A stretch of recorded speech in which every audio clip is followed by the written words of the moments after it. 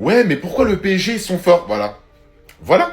Les latéraux. Les latéraux. Nuno Mendes, Hakimi. Non, ils sont trop boostés. Faut dire la vérité. Ils ont les deux meilleurs latéraux chaque côté. À droite, à gauche. En fait, quand tu regardes les matchs du PSG, c'est là que tu comprends tout. Physiquement, vitesse, rapidité, explosivité, ils sont trop forts. Ma parole, les gars, ils savent tout faire. Ils marquent même des buts. L'autre, il t'a mis un but en quart de Ligue des Champions, demi-Ligue des Champions, finale de Ligue des Champions. Il te met des passes D. L'autre, il t'a bloqué tous les attaquants. Yamal, Mohamed Salah. Non, vraiment, les deux, en fait, voilà. Déjà là, cette photo du PSG, mais en fait, elle doit rentrer dans la légende.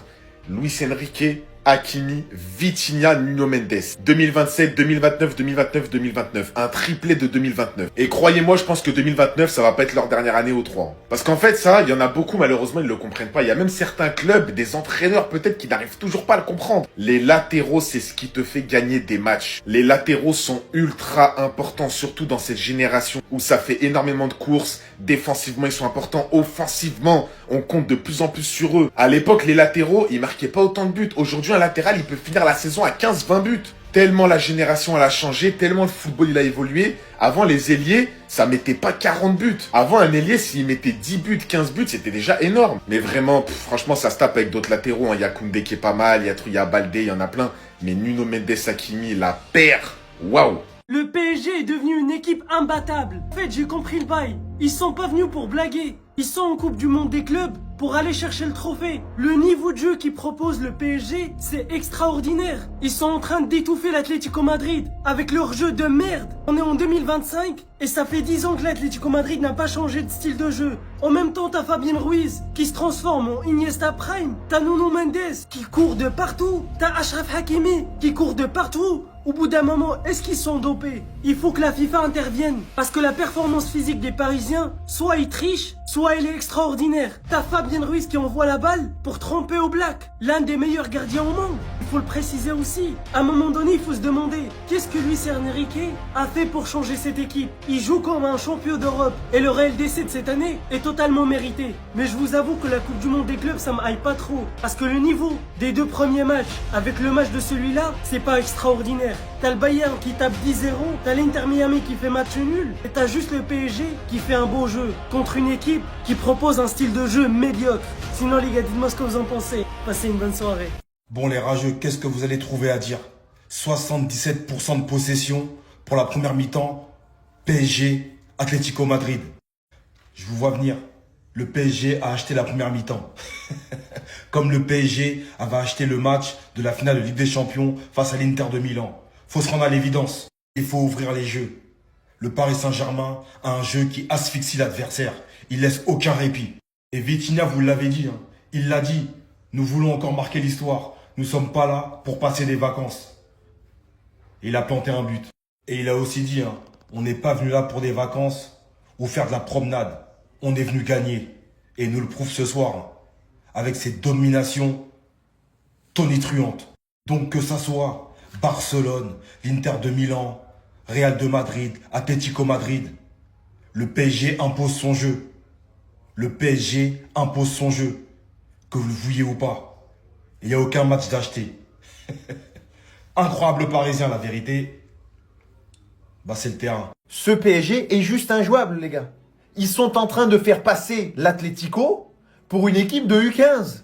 C'est insultant ce qu'ils sont en train de nous faire sur cette première mi-temps, alors qu'en plus de ça, on a l'impression de voir un Paris Saint-Germain qui force même pas. On a l'impression de voir un PSG en gestion. Genre, oh, ça va, attends, il fait chaud, tranquille, on rentre tranquillement dans ce tournoi. Pam, 2-0 à la mi-temps, l'Atlético, ils arrivent même pas à passer le milieu de terrain. T'es en train de leur mettre une leçon de football. Les gars, ce qu'on est en train de voir, c'est choquant, les gars. C'est tout. Alors peut-être certains vont nous dire le PSG a acheté le match encore aujourd'hui pour voir un tel déficit de niveau du côté de l'Atlético. Mais en fait, c'est juste la maîtrise du PSG qui est juste aujourd'hui. On n'a pas vu ça depuis très longtemps. Une équipe qui maîtrise à ce point-là son sujet, on n'a pas vu ça depuis très longtemps. Et encore une fois, ce soir, tu as l'impression que le PSG est tranquille, petit trop, ça force pas. Ah, il fait chaud à Miami, tranquille, on va pas y aller trop fort. Heureusement, les gars qui sont encore en première, parce que sinon, l'Atlético, ils rentrent, ils ont déjà la malle pleine avec 5-6 buts. J'y rajoute un peu, les gars. Mais l'Atlético est en train de passer pour une équipe de clowns aujourd'hui, là. Ça passe même pas le milieu de terrain. L'Atlético, troisième meilleure équipe de la Liga, qui est en train de se faire souiller comme ça. Les gars, ça fait longtemps qu'on n'a pas vu ça. Hein. Moi, ça fait très longtemps que j'ai pas vu une telle maîtrise. Et effectivement, avec ce niveau-là, le PSG a toutes ses chances pour aller chercher un nouveau titre et potentiellement rêver d'un sextuplé historique et extraordinaire cette année. Je vois pas quelle équipe aujourd'hui arrive à la cheville de ce Paris Saint-Germain-là. La maîtrise, elle est juste choquante. C'est insultant ce qu'on voit aujourd'hui sur le terrain. Et encore une fois, tu as la sensation d'avoir un match en mode petit trop. Mais le jour où ça accélère un peu, c'est final comme face à l'Inter. Voilà, c'est une leçon de football. Là, franchement, les gars, il n'y a rien à dire. Voilà, on est sous le choc de cette équipe qui est... Voilà, on ne trouve même plus les mots, les gars. Ils sont extraordinaires. C'est quoi ça? C'est quoi ce niveau de football des malades? Atlético en train de se faire joufara. Franchement, je suis content pour le PSG. Le PSG est en train de soumettre Atlético Madrid.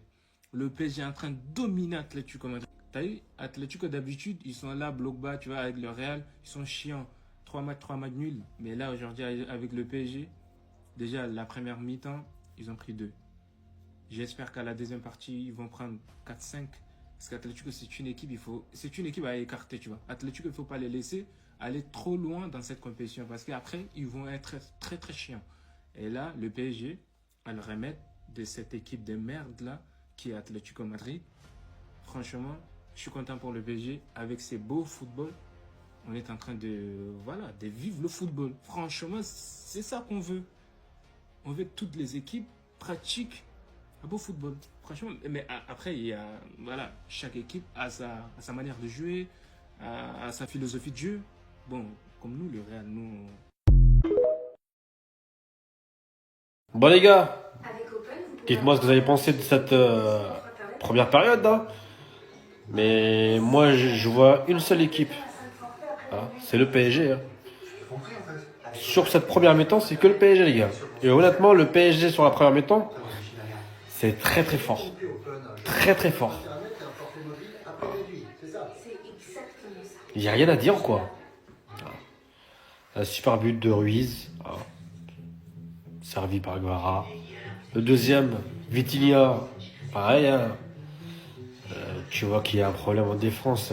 L'Atlético Madrid. Vitinha, il a carrément un boulevard. Il a le temps d'armer et de tirer. Voilà. Voilà, que dire les gars, sur cette première mi-temps, on a un PSG très sérieux, les joueurs ils sont concernés.